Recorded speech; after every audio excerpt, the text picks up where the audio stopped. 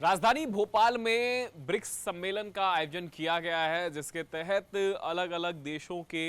जो संस्कृति मंत्री हैं वो भोपाल पहुंच चुके हैं और लगातार उनकी अलग अलग जो बैठकें हैं उसमें वो शामिल होंगे। भोपाल के लिए काफ़ी गर्व की बात है जब यहाँ पर इस तरीके का सम्मेलन हो रहा है। ठीक जिस प्रकार से ग्लोबल इन्वेस्टर समिट का आयोजन किया गया था, जहां पर देश विदेश के उद्योगपति भोपाल पहुंचे थे और करोड़ों के निवेश जो है मध्य प्रदेश को मिले थे। और इसको जैसे हम जानते हैं कि राजधानी में ये आयोजन किया गया था, तो दुल्हन की तरह राजधानी को सजाया गया था। ठीक उसी प्रकार से ब्रिक्स के लिए भी जो है राजधानी को पूरी तरीके से तैयार किया गया है। राजधानी के अलग अलग जगहों पर इस सम्मेलन का आयोजन किया जा रहा है, जिसमें कि कुशाभाऊ ठाकरे कन्वेंशन सेंटर, वहां पर भी तमाम सारे जो अलग अलग देशों के जनप्रतिनिधि हैं वो इस पूरे सम्मेलन में शामिल होंगे और भविष्य की संभावनाओं को लेकर के अलग अलग देशों की क्या भूमिका रह सकती है, संस्कृति विरासत को किस तरीके से बचाया जा सकता है या फिर बढ़ाया जा सकता है, इन तमाम सारे विषयों पर जो है मंथन अगले 3 से 4 दिनों तक होने वाला है, जिसमें 5 से 6 तारीख तक जो अलग अलग प्रतिनिधि है उनसे संवाद होगा। उसके बाद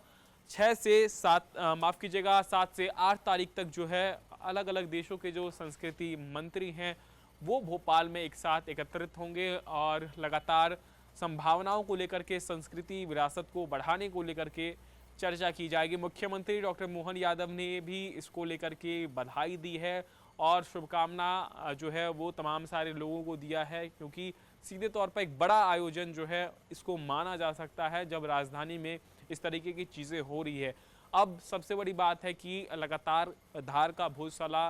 तो ट्रेंड में बना हुआ, ऐसे में बाघ देवी की जो प्रतिमा है उसको लाने की भी तैयारी जो है भारत ने तेज कर दी है और माना ये जा रहा है इस ब्रिक्स सम्मेलन के जरिए जो है इस पर भी सहमति बन सकती है। और जैसे ही इस पर सहमति बनती है तो बाघ देवी की जो प्रतिमा है वो एक बार फिर से धार के भोजशाला में विराजित की जाएगी और इससे सीधे तौर पर हम समझ सकते हैं कि जो एक विरासत है, चाहे मध्य प्रदेश की हो चाहे वो भारत की हो, उसको फिर से सहेजने का काम किया जा रहा है और इसी के चलते एक बड़ा आयोजन राजधानी भोपाल में 4 दिनों के लिए आयोजित किया गया है। अब लगातार प्रशासनिक स्तर पर भी जो है पूरी तैयारी की गई है, जगह जगह पर जो है